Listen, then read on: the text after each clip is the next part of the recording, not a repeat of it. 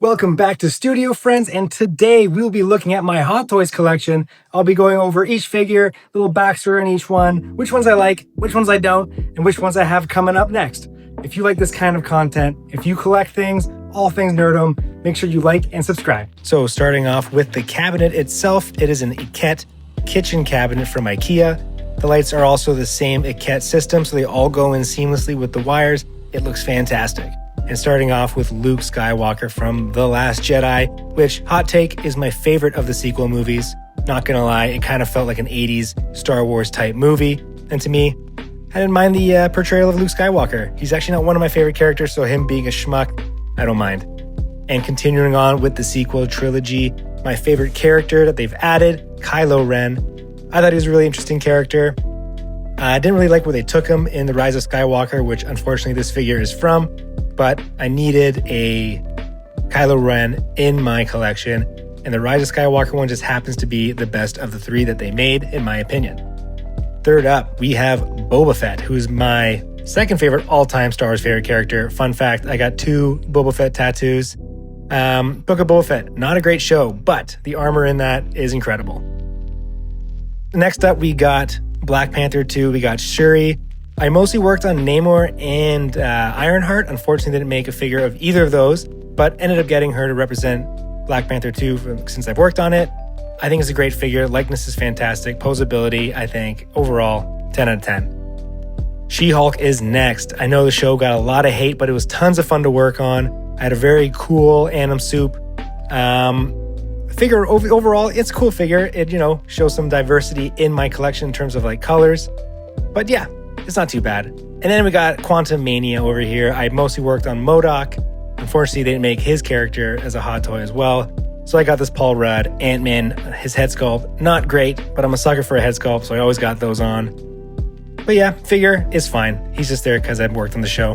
So now we got my first in-art figure, which is Aragorn. And fun story, I was actually binge watching the Lord of the Rings director's cut, and I accidentally bought this guy online once I saw him there. I had to have him. I forgot how much I loved these movies growing up.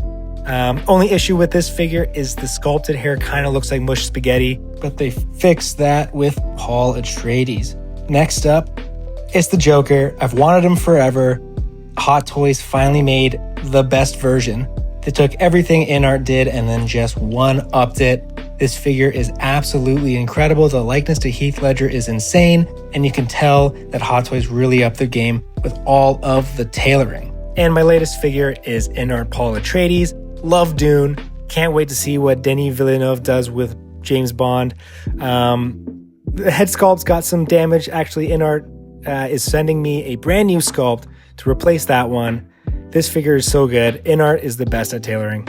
Then we got Mando. Of course, you gotta have him. He's probably the best new character from the Disney era of Star Wars. Pedro Pascal head sculpt, got the mustache, looking cool. I may be inspired by that stash. Can't wait for a 2.0 of that guy. Here's the figure that started it all. I had the OG DX version. I ended up selling it a while back. Never got paid for it. Basically got robbed. So I had to rebuy it, but luckily they came out with a newer version, which is so much better than the last. I'll never sell this one now that I have it again.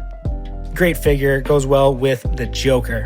And last but not least, Robert Pattinson's Batman.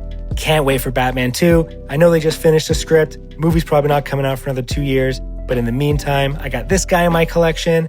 He's so good. Kind of wish I got the InArt one, but at the time, it wasn't accessible in Canada. But this guy will be just fine in the collection. And that is the current state of my collection. As you can tell, I am a sucker for museum pose.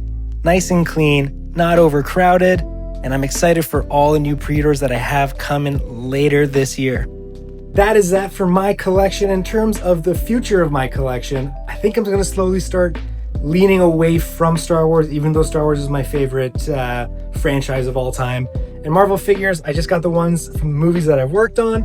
And so for the future, going forward, kind of just figures more like Dune, which I have, Lord of the Rings, Terminator, Indiana Jones, Back to the Future, Blade Runner. If they ever make a Blade Runner figure, like an official Hot Toys or InArt one, like I am all over that.